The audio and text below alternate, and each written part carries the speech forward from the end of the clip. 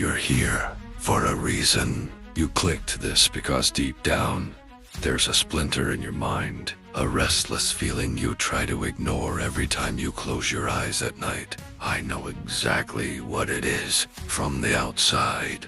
You're living. You wake up, you go to work or school, you pay your bills, and you put on a fake smile during the weekends to show everyone you're having fun.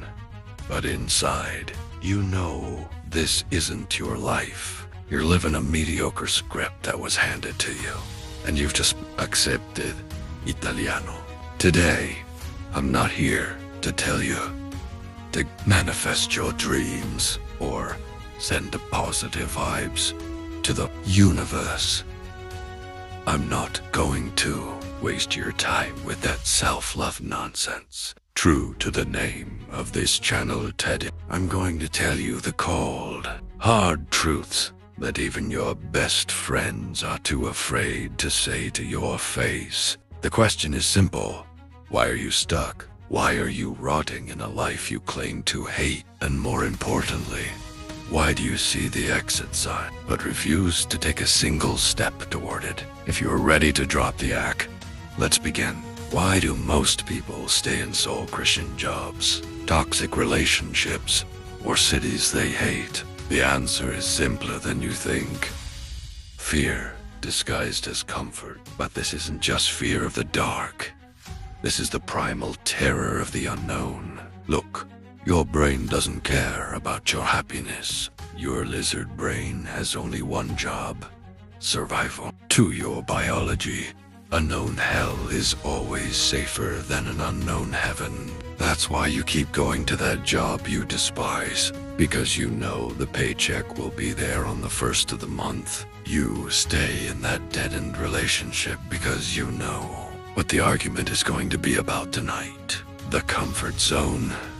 What a nice name, right? In reality, it's a graveyard. It's where your dreams, your potential, and your what-ifs go to die, covered in soft pillows. Comfort is the most dangerous drug in the modern world. It's more addictive than heroin and more common than alcohol. Eat less. To you, it tells you that because you aren't in pain right now, you're fine. But comfort doesn't kill pain. It just numbs it. Your soul is getting gangrene, but you can't feel a thing because you're too comfortable. No one tells you this, but that stability you're so proud of, it's just slow motion death. If every day is a photocopy of the day before, you aren't living, you're just breathing. And there is a massive difference between the two. Let's talk about your favorite lie. The sweet little story you tell yourself every morning. One day, I'll do it. One day, I'll start my business. Once I'm ready, I'll get in shape. When the timing is right, I'll move away. Let me let you in on a secret. One day's a myth. That perfect moment is never coming. The stars will never align perfectly in your favor. You think you're planning, don't you? You're researching, analyzing, getting ready. No. You're just hiding your cowardice under the mask of preparation. It's called analysis.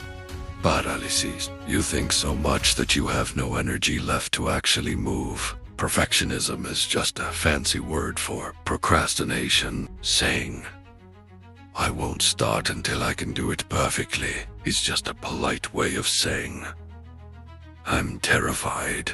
By saying one day, you are shifting the responsibility from your current self to a fictional superhero version of you. In the future, you think future you will be braver, richer, and more energetic. You're wrong.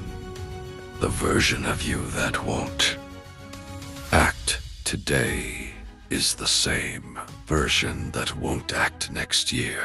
Tomorrow is just a repeat of today, unless you disrupt it with an action. Period. Look around you. Everyone is a victim. Everyone is complaining about the economy, their boss, their spouse, the government, the weather.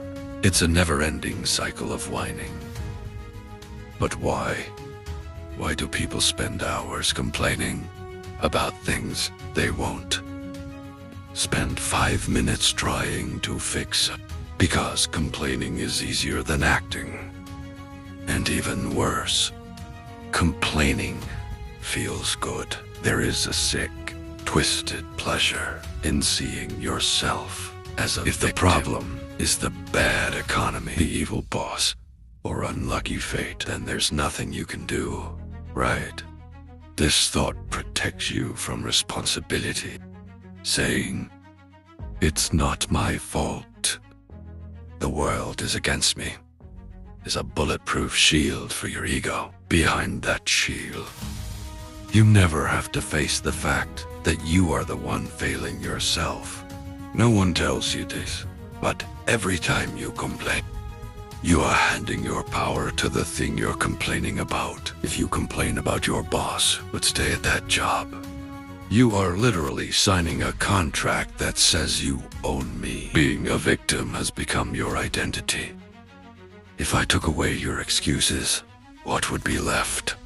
You're so afraid of the answer to that question that you stay trapped in the loop. Take a deep breath, because this is where the childhood fairy tales end.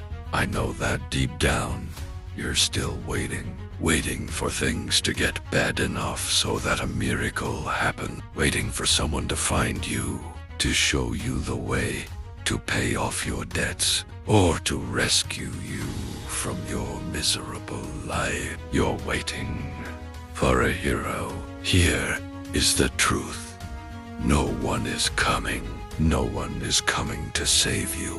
No one is going to knock on your door and hand you your dream life. No one is going to make the hard decisions for you. Life does not have a rescue team. This is your life. This is your war. And in this fight, you are completely on your own. Accepting this is terrifying. You might even be angry at me right now, but this realization is the only thing that will ever set you free. The moment you realize that no one is coming to save you is the moment you realize that you have to save yourself. You have to take the wheel. Because if you don't, you're just debris floating in someone else's ocean. If you watched this far, you can't claim ignorance anymore. You're out of excuses. You know your comfort is a trap. You know the one-day lie is rotting you from the inside. You know being a victim makes you weak. And you know that nobody is coming to help you. Now, you have two choices. You can close this video, go back to your numbed, familiar life, and keep sleeping until the next motivation video pops up. Or, right now, this second, you can take one small, uncomfortable step to break the cycle. The choice is yours. But remember, not choosing is also a choice. And the price is a life you never actually lived. No one tells you, but I just did. Now, what are you going to do about it?